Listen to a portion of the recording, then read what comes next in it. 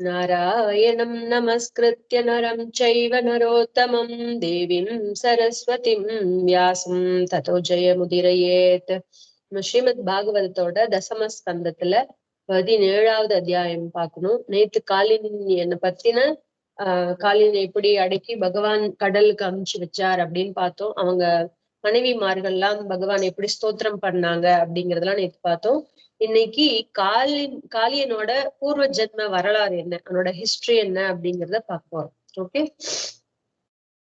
ராஜோ உவாச்ச நாகாலயம் ரமணகம் கஸ்மாத் அத்யாஜ காளியः கிருதம் கிம் வா சுபர்ணஸ்ய தேன கேனாச மஞ்சசம். பரீட்சித்து சுகபிரம்மத்திட்ட கேக்குறார், இந்த மாதிரி நாகர்களோட இருப்பிடமான ரமணக தீவு, அந்த கடலுக்கு பக்கத்துல இருக்கக்கூடியதான ஒரு தீவு ரமணக தீவு, அதை விட்டுட்டு இங்க வந்து இருக்க அப்படின்னு சொன்னார்ல, அத காளியையே அங்க இருந்து வெளியேறி இந்த இந்த யமுனா மடுவுக்கு வந்தார். அவன் மட்டும் தனியாக கருடனுக்கு என்னதான் தீங்கு செய்தான் அப்படின்னு கேட்கிறார். அப்படி என்ன ஒரு பகை கருடனுக்கும் அந்த காளியனுக்கும்? ஏன் அந்த ரமணக தீவை விட்டுட்டு காளியன் வெளியேறினா அப்படின்னு பரீட்சித் வந்து சுகபிரம்மத்திட்ட கேட்கிறார். நமக்கும் இந்த சந்தேகம் இருந்துச்சு இல்லையா? நம்மளோட பிரதிநிதியாதான் பெரியவங்க எல்லாம் இந்த மாதிரி உரையாடுவாங்க. சோ சுகபிரம்மம் அதுக்கு பதில் சொல்றார். உபஹாரியை சர்ப்ப ஜனைர் மாசீஹயோ பலி வானஸ்பத்யோ மகாபாஹோ நாகானாம் பிராங் நிரூபிதः. சுகபிரம்மம் சொல்ற பரீட்சித்திட்ட, தடந்தோளாய் முன்பொரு சமயம் கருடனுக்கு ஏற்ற உணவாகவும் நாகங்களால் ஒவ்வொரு மாதமும் பூக்காமல் காய்க்கின்ற குறிப்பிட்ட மரத்தடியில் அதற்கு உணவு வைக்க வேண்டும் என ஒரு ஒப்பந்தம் செய்யப்பட்டது. ஒரு சமயத்துல கருடன், அந்த கதையெல்லாம் வரலாறு எல்லாம் முன்னாடி பார்த்தோம்ல, கருடனும் ஐ மீன் இந்த கருட வம்சமும் அந்த நாக பாம்புகள் வம்சமும் ஒரு அப்பா தான், ஆனா அம்மாக்கள் வேற. அப்படி பிறந்தாங்க, அவங்களுக்குள்ளார பகை மூண்டுச்சு. அப்ப ஒரு ஒப்பந்தம் பண்ணிக்கிட்டாங்க. என்னன்னா, ஒவ்வொரு நாளும் அவருக்கு ஏத்த உணவா நாகங்களால ஒவ்வொரு மாதமும் பூக்காம காய்க்காம இருக்கிற ஒரு மரத்தடியில கொண்டு வந்து வைக்கணும் அப்படின்னு ஒரு ஒப்பந்தம் பண்ணப்பட்டது. யாரு? நாகர்கள் வந்து கருடனுக்கு உணவு கொடுக்கணும். மாசம் மாசம் ஒரு மரத்தடியில, அந்த மரம் வந்து பூக்க கூடாது, காய்க்க கூடாது, அந்த மாதிரி அந்த மரத்தடியில கொண்டு வந்து வைக்கணும் அப்படின்னு ஒரு அவங்களுக்குள்ள ஒப்பந்தம், அக்ரிமெண்ட் இருந்துச்சு.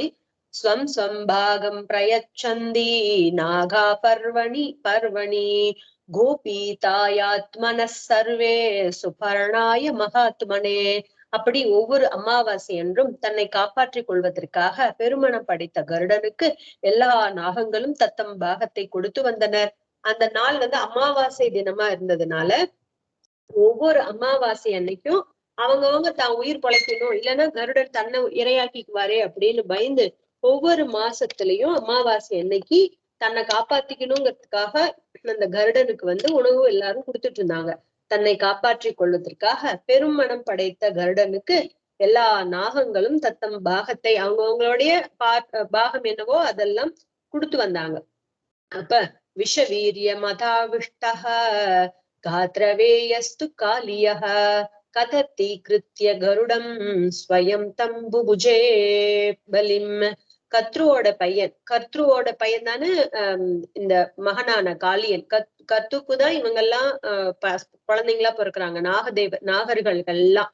அப்போ கத்ருவோடைய மகனான காளியன் மட்டும் தன் விஷத்தின் கடுமையால் செருக்கு கொண்டு கருடனை பொருட்படுத்தாமல் அந்த பலியை தானே சாப்பிட்டு வந்தான். பலினா உணவு அப்படின்னு அர்த்தம். ஓகே. இந்த இடத்துல இந்த காளியனுக்கு மாத்திரம் ஒரு அகங்காரம் இருந்துச்சு. நம்ம இவ்வளவு விஷத்தன்மையோடு இருக்கிற ஒரு ஜீவன், நம்ம என்ன போய் கருடனுக்கு பயப்படணும் அப்படின்னு கருடனுக்கு கொடுக்க வேண்டிய உணவை கொண்டு போய் பலியை கொடுக்காம தானே சாப்பிட்டுருச்சு அந்த காளியன். தச்ருத்வா குபிதோ ராஜன் பகவான் பகவத் பிரியஹா விஜிகாம்சூர் மகாவேகஹ காளியம் சமுபாத்ரவத். இதனால பகவத் பிரியனான பகவானோடைய பிரியவனான கருட பகவானுக்கு, பகவான் ஸ்ரீமன் நாராயணனுக்கு ரொம்ப பிரியமானவரான கருட பகவானுக்கு அதனை பார்த்து ரொம்ப கோபம் வந்துருச்சு. அவனை கொல்றதுக்காக விரைவா அவனை துரத்தி போனார். காளியனை கொல்றதுக்காக கருட பகவான் துரத்திட்டு போனார். அப்ப தமா பதந்தம் தரசா விஷாயுதः பிரத்யப்யயாதுச்ரித ஸ்ரிதனைகமஸ்தகः தத்பிஹி சுபர்ணம் யதஷத் ததாயுதः கரால ஜிஹ்வோ ஸ்வசிதோக்ரலோச்சனः. அப்போ எதிர்த்து வருகிற கருடனை கண்டு விஷத்தையும் பற்களையும் ஆயுதமாக கொண்டு காளியன் தன் பல தலைகளையும் நிமிர்த்தி நாக்கை வெளியே நீட்டி பெருமூச்சுடன் கண்களில் தீப்பொறி பறக்க பற்களால் கருடனை கடித்தான். அப்போ இப்படி கருடன் துரத்திட்டு வராரா, காளியன் போயிட்டே இருக்கான், பின்னாடி கருட பகவான் துரத்திட்டே போறாரா. அப்போ எதிர்த்து ஒரு சமயத்துல எதிர்த்து நின்னுகிடுச்சு அந்த காளியன்.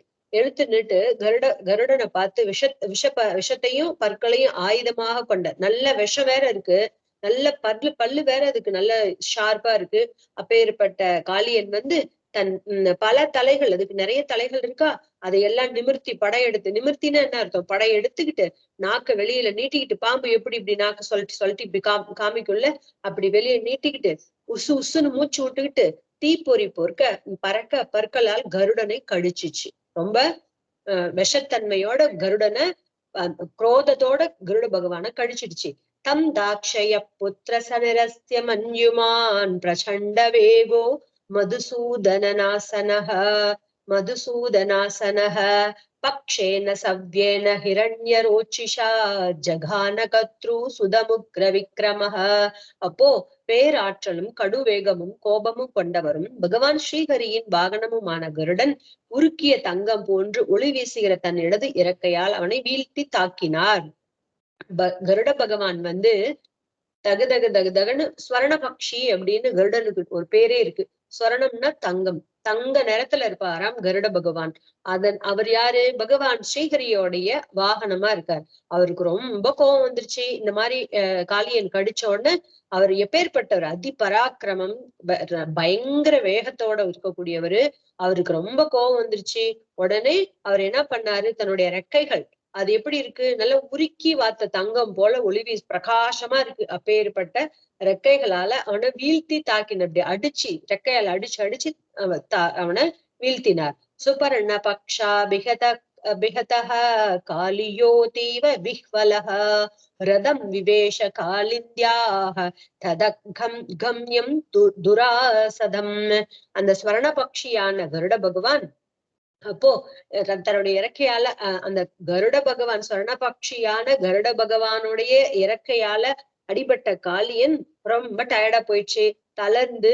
அப்ப கருட பகவானுக்கு பயந்து கருடன் நெருங்க முடியாத ஆழமான யமுனையின் முடிவில் குடியேறினான். அப்பதான் இந்த கருடனுக்கு பயந்து இந்த காளியன் வந்து ரொம்ப ஆழமா இருக்கக்கூடியதான அந்த யமுனா நதியில பக்கத்துல இருக்கக்கூடிய மடுவுக்கு வந்து புலம்பெயர்ந்துட்டார், குடிபெயர்ந்துட்டார். இந்த குடிபெயர்ந்து இந்த காளியன். ஓகே, சோ இதுதான் அதனுடைய வரலாறு.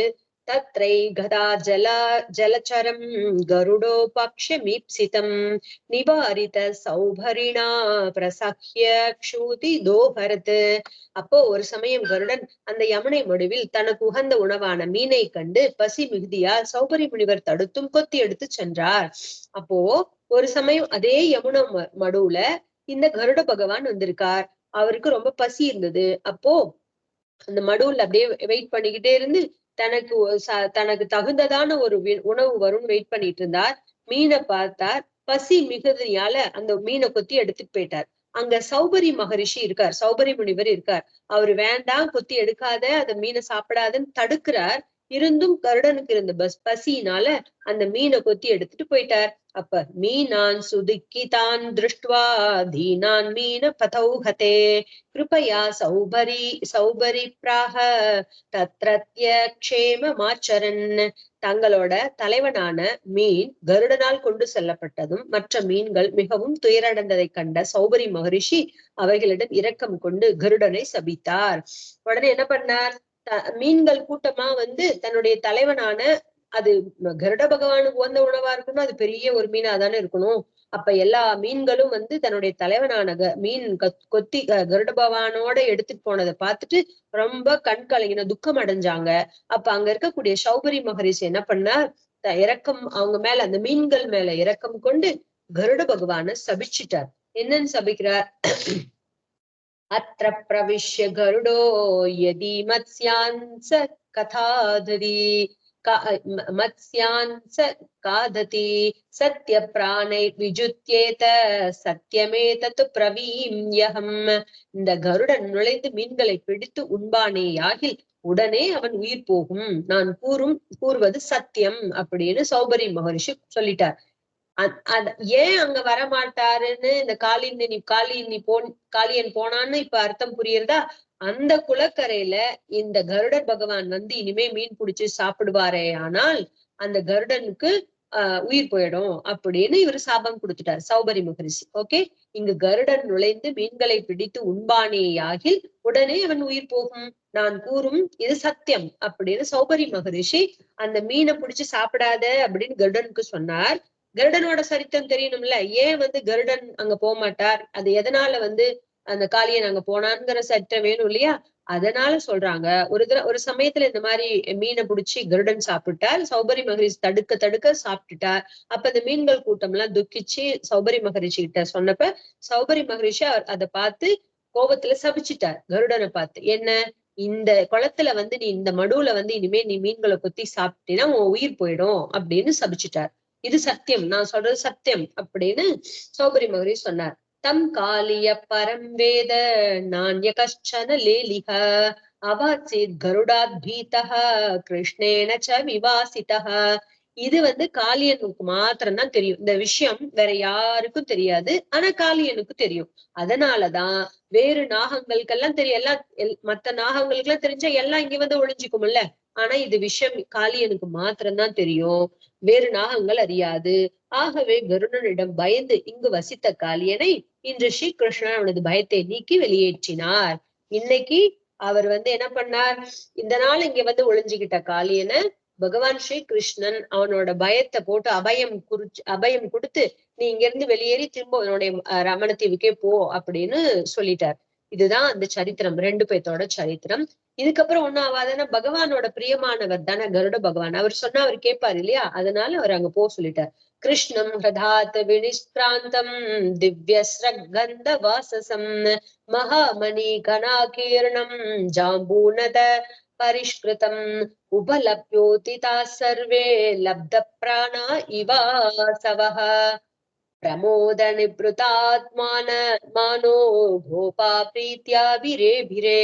ஸ்ரீகிருஷ்ணன் தேவருலகத்து மாலைகளும் உயர்ந்த ஆடைகளும் நறுமண பூச்சும் ரத்தன ஆபரணங்களும் தங்க ஆபரணங்களும் பூண்டு மடுவிலிருந்து வெளிவந்ததை கண்ட கோபர்கள் திரும்ப உயிர் பெற்றது போல் மகிழ்ச்சி கொண்டு பேரன்புடன் அவரை கட்டி அணைத்து கொண்டனர். சொல்றார் பகவான் இந்த மாதிரி அங்க சேஷ்டித்தங்கள் பண்ணார் இல்லையா? பகவானோடைய அந்த அற்புதமான செயல்களை பார்த்துட்டு அங்க இருக்கக்கூடிய மேல் ஆகாயத்துல இருந்து தேவதைகள் மலர் மாறி புரிந்தாங்க, வாத்தியங்கள் வாசிச்சாங்க, அப்படிலாம் பார்த்தோம்ல. அப்போ கண்ணன் இப்பதான் மடுவுல இருந்து வெளியில வரார். அப்படி எப்படி இருந்தார்? அழகான தேவலோகத்து மாலைகள் அணிஞ்சிருந்தார், உயர்ந்த பட்டாடைகள் அணிஞ்சிருந்தார், உடம்புல எல்லாம் நல்ல நறுமண சந்தன பூச்சிகள் பூசியிருந்தார், ரத்தனமயமான ஆபரணங்கள் அணிஞ்சிருந்தார், தங்க ஆபரணங்களும் அணிஞ்சிருந்தார். இதெல்லாம் அணிஞ்சுக்கிட்டு பகவான் இப்பதான் மடுவுல இருந்து வெளியில வரார். அதை பார்த்த கோபர்கள் எல்லாம் அப்பதான் அவங்களுக்கு எல்லாம் உயிரே திரும்பி வந்தது போல இருந்துச்சு. ரொம்ப சந்தோஷத்தோட கண்ணனை போய் கட்டிக்கிட்டாங்க.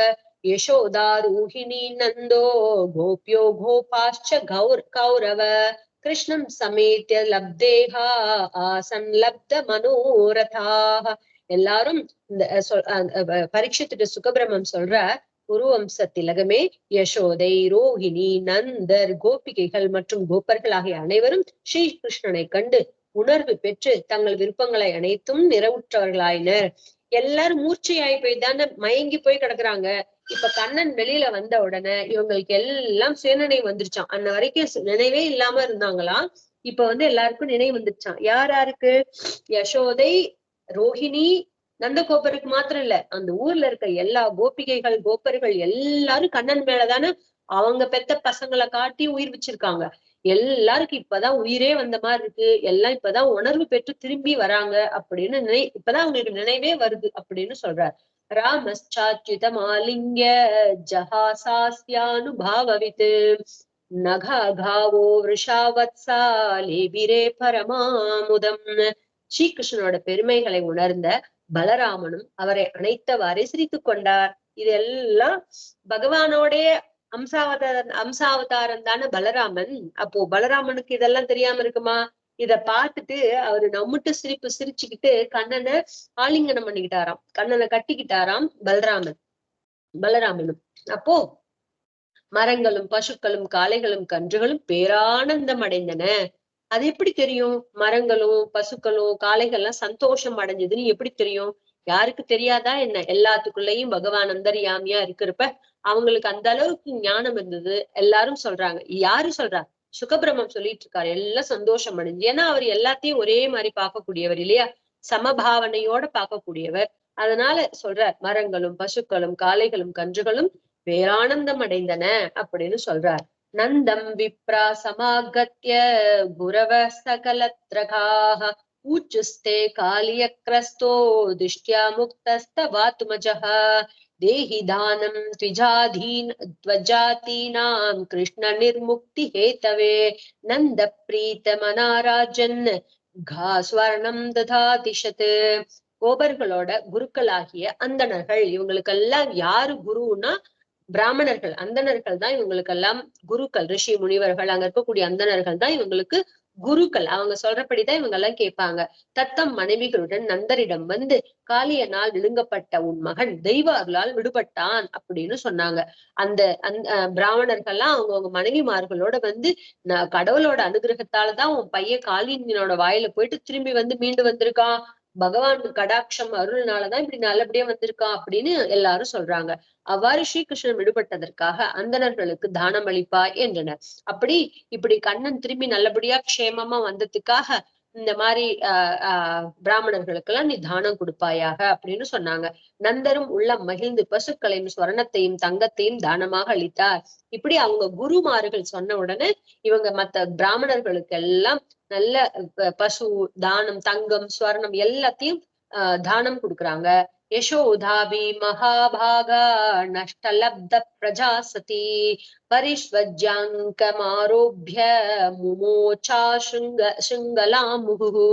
இழந்த மகனை திரும்ப பெற்ற பெரும் பாக்கியவதியான கற்பரசி யசோதை ஸ்ரீகிருஷ்ணனை மடியில் அமர்த்தி திரும்ப திரும்ப கட்டி அணைத்து ஆனந்த கண்ணீர் உகுத்தாள். ஒரு குழந்தை கொஞ்ச நேரம் உடம்பு சரியில்லை, நல்லா ஆயிடுச்சுன்னா எப்படி நம்ம சந்தோஷப்படுறோம்? அதே போல எங்கேயாவது கொஞ்ச நேரம் பார்க்காம இருந்தா, இல்ல எங்கேயோ கொஞ்ச நேரம் நம்மள காணாம நம்ம தேடி கண்டுபிடிச்சா எவ்வளவு சந்தோஷப்படுறோம். சாதாரண மனுஷங்களான நம்மளே இப்படி இருக்கும் பொழுது, கண்ணனை குழந்தையா பெற்ற யசோதை எவ்வளவு துக்கிச்சு போயிருப்பாங்க. அவங்க குழந்தைய பார்த்து மகா பாகியவதி அவ. பேர்பட்ட கண்ணனையே, பகவான பரபிரம்மத்தையே குழந்தையா அடைஞ்சிருக்கானா அப்ப எப்பேற்பட்ட பாகியவதியா இருப்பா, எப்பேற்பட்ட கற்புக்கரசியா இருப்பா. அவ குழந்தைய மடியில தூக்கி வச்சுக்கிட்டு திரும்ப திரும்ப குழந்தைய கட்டி கட்டி அணைச்சுக்கிறா, முத்தமிடுறா, ஆனந்த கண்ணீர் பெறுகிறா. இப்படி எல்லாம் யசோதை பிராட்டி பண்றா. தாம் ராத்திரிம் தத்ர ராஜேந்திர சுத்ருத்யாம் ஸ்ரம கரிஷிதாக ஊஷூர் விரஜௌ கசோ காவஹ காலித்யா உபகூலதக. அரசர்கள்ல சிறந்தவனே பரீட்சித், அன்னைக்கு ராத்திரி கோகுலவாசிகளும் பசுக்களும் பசியோட தாகம் களைப்பு மிகுந்து யமுனையின் கரையில் அருகிலேயே தங்கி போயிட்டாங்க. எல்லாருக்கும் ஊருக்கு போறது கூட சக்தி இல்ல. அவங்க எல்லாம் என்ன பண்ணாங்க? கோகுலவாசியர்கள் எல்லாரும் கோபர்கள், கோபியர்கள், நந்தன், யசோதை, ரோஹிணி, பல்ராமன், கண்ணன் எல்லாரும், அப்புறம் பசுக்கள் எல்லாமே, கண்ணுக்குட்டி எல்லாம் அங்கதான் இருக்கு. ஊர் மக்களே அங்கதான் இருக்காங்க. எல்லாரும் பசியும் தாகமும் களைப்பும் மிகுந்து எல்லாருக்கும் ரொம்ப பசி ஆயிடுச்சு, டயர்ட் ஆயிட்டாங்க, தாகமா இருக்கு. அதனால ஊருக்கு வரது கூட சக்தி இல்லாம அந்த யமுனையோட தீரத்திலேயே தங்கிட்டாங்க. ததா சுஷி வனோத்பூதோ தாவாக்னி சர்வதோ ரஜம் சுப்தம் நிஷீத ஆவருத்திய பிரதக்துமுபசக்ரமே. அப்போ நடு ராத்திரில கோடையின் வெப்பத்தால மூண்ட காட்டு தீ தூங்குகிற ஆயர்பாடி மக்களை சூழ்ந்து கொண்டு சுட்டெரிக்க தொடங்கியது. இது போதாது, எப்ப பார்த்தாலும் அந்த ஊர்ல ஏதாவது ஒரு அபசகுணம், இந்த இந்த இந்த மாதிரி துர்நிமித்தக்களை உண்டு பண்ணிக்கிட்டேதான் இருப்பான் அந்த கம்சன். ஆனா இது ஒரு காட்டு தீ வேற. இப்பதான் கண்ணன் மடுவுல இருந்து தப்பிச்சு வந்திருக்கா. இப்ப என்னாச்சு? ராத்திரி இவங்க எல்லாம் அசந்து தூங்கிட்டு இருக்காங்களா, அப்ப காட்டு தீ உண்டாயிடுச்சு அந்த காட்டுல. நடு ராத்திரியில கோடையில வெப்பம், நல்ல கோடை காலமா இருந்துச்சு, வெயில் காலமா இருந்துச்சு. அதனால காட்டு தீ பிடிச்சிக்கிச்சு. இதெல்லாம் அங்க தூங்கிட்டு இருக்கு ஆயர்பாடி மக்கள், குழந்தைங்க, அப்புறம் பசு கண்ணுக்குட்டி எல்லாத்தையும் சூழ்ந்துகிட்டு சுட்டெரிக்க ஆரம்பிச்சுச்சு. தத உத்தாய சம்பிராந்தா தஹ்யமானா ரஜௌகசஹ கிருஷ்ணம் யயுஸ்தே சரணம் மாயா மனுஜமீஸ்வரம். நீ தீ சூழ்ந்ததால் பதறி எழுந்த கோகுலவாசிகள் மனித வேடமிட்ட ஈசனான மாயக்கண்ணனை சரணமடைந்தார்கள். உடனே என்ன பண்ணாங்க? அவங்களுக்கு எல்லாம் தெரியும், எல்லா சேஷ்டிதங்களும் கண்ணன் தான் பண்ணுவான் அப்படின்னு தெரியும், நம்மளை காப்பாத்தக்கூடிய ஒரே ரக்ஷகன் கண்ணன் தான் அப்படின்னு அவங்களுக்கு எல்லாம் தெரியும். அதனால தீ எல்லா பக்கமும் சூழ்ந்துகிட்டோன்னு எல்லா கோகுலவாசிகளும் மனித வேஷம் போட்டுக்கிட்டு வந்திருக்க கூடியவரான பரபிரமமான பகவான் மாயக்கண்ணனோட கண்ணன் ஸ்ரீ கிருஷ்ணனை சரணம் அடைஞ்சாங்க அப்படின்னு சொல்றாங்க. ஏன்னா அவன் தானே காப்பாத்தக்கூடியவன், அவன் தானே புகலிடம், எல்லாருக்கும் தஞ்சம் அடைஞ்சவங்களுக்கெல்லாம் புகலிடம் அவன் தான். சோ அவனை எல்லாரும் தஞ்சம் அடைஞ்சாங்க. கிருஷ்ண கிருஷ்ண மகாபாக கிருஷ்ண கிருஷ்ண மகாபாக ஹே ராமாமித விக்ரம ஏஷ கோர தமோ வஹ்னிஹி தாவகான் கிரசதே ஹினஹ. நன்மையே புரிகின்ற ஹே கிருஷ்ணா, கிருஷ்ணா பேராற்றல் மிக்க ஹே பலராமா, உங்களை சார்ந்த எங்களை இந்த கோரமான காட்டுத்தீ எரிக்கிறதே, எல்லாருக்கும் ஹிதத்தையே நினைக்கக்கூடியவனான ஏ கிருஷ்ணா, கிருஷ்ணா இங்க பாரு பலராமா, எங்களை இந்த உங்களையே நீங்க எல்லாத்துக்கும் நல்லதே செய்யக்கூடியவங்க தானே, நீங்க பாருங்க உங்களை சார்ந்த எங்களை இந்த கோரமான காட்டுத்தீ எரிக்கிறதே, எங்களை காப்பாத்துங்க ஏ கிருஷ்ணா, கிருஷ்ணா பலராமா அப்படின்னு கூப்பிடுறாங்க. சுதுஸ்தரான்ன ஸ்வான்பாஹி காலாக்னே சுகிருத பிரபோ ந சக்னுமஸ்வச்சரணம் சத்ய சந்தியதுமகுதோபயம். பிரபுவே, கடக்க முடியாத யமன் போன்ற இத்தீயிலிருந்து உனது அன்பர்களான எங்களை காப்பாற்றுங்கள் அப்படின்னு பகவான சரணம் அடைகிறாங்க. இதுல இருந்து எங்களால சாதாரண மனுஷங்களால இதுல இருந்து கடந்து வர முடியாது, இப்பேற்பட்ட யமன் போல இருக்கக்கூடிய இந்த தீயில இருந்து உன்னோட பிரியமான அன்பனான எங்களை எல்லாரையும், அன்பர்களான எங்களை காப்பாற்றுவீராக அப்படின்னு சரணம் அடைகிறாங்க. பயத்தை நீக்கும் உனது திருவடிகளை விடுத்து எங்களுக்கு வேறு துணை இல்லையே, உன்னுடைய திருவடி தாமரைகள் தானே எங்களுக்கு தஞ்சம், அதுதானே எங்களுக்கெல்லாம் பயத்தை போக்கி அபயம் தரக்கூடியது, அதை தவிர வேற யார நாங்க போய் தஞ்சமா அடைய முடியும், எங்களுக்கு வேற துணையே இல்ல கண்ணா, பல்ராமா நீங்க தான் காப்பாத்தணும் அப்படின்னு எல்லாரும் சொல்றாங்க. இத்தம் ஸ்வஜன வைக்லவ்யம் நிரீக்ஷ்ய ஜெகதீஸ்வரஹ தமக்னீமபி தீவிரம் அனந்தோனந்த சக்தி திருக்கு. முதலும் முடிவுமற்ற முழு முதல் சக்தியான உலகநாதனான ஸ்ரீ கிருஷ்ணன் தன் மக்களின் கதியற்ற நிலையை கண்டு அந்த தீயை விழுங்கினார் அப்படின்னு சொல்றார். என்ன சொல்றார்? முதலும் முடிவற்ற அந்தமில்லாதவனான பகவான், உலகத்துக்கெல்லாம் ஒரே சுவாமியான பரபிரம்மம் ஸ்ரீ கிருஷ்ணன் தன்னோட மக்களோட காப்பாத்துறதுக்கு ஆள் இல்லாத கதி, தன்னை மாத்திரதான் நம்பி வந்திருக்காங்க. துமேவ சரணம் அப்படின்னு வந்திருக்காங்க, நீதான் சரணம்னு வந்திருக்காங்க. அப்பேற்பட்ட மக்களை பார்த்து ரொம்ப ஃபீல் பண்ணி தன் மக்களோட கதியற்ற நிலையை பார்த்துட்டு கண்ணன் உடனே என்ன பண்ணார்? அத்தனை காட்டையும் விழுங்கிட்டாராம். ஏன் விழுங்கினார்? அவர் சாதாரண குழந்தானே இல்லையே, அவரு தானே பரபிரம்மம், அவரு தானே எல்லாத்தையும் உற்பத்தியே பண்றார். அப்ப அவருக்கு இது என்ன பண்ண போகுது? ஒண்ணும் பண்ணாது. அதனால அந்த கொடும் தீய அவரு விழுங்கிட்டாராம் பகவான். இது ஸ்ரீமத் பாகவத மகாபுராணத்துல 10வது ஸ்கந்தத்துல 17வது அத்தியாயம் சம்பூர்ணமாறுது. மீதி நாளைக்கு பார்க்கலாம். इति श्रीमद्भागवते महापुराणे पारमहंस्यां संहितायां दशमस्कन्धे पूर्वार्धे दावाग्निमोचनं नाम सप्तदशोऽध्यायः। सर्वे भवन्तु सुखिनः, सर्वे सन्तु निरामयाः, सर्वे भद्राणि पश्यन्तु, मा कश्चित् दुःखभाग् भवेत्। ओम शांति शांति शांति। हरि ओम। सर्वं श्री कृष्णार्पणमस्तु। शुभमस्तु।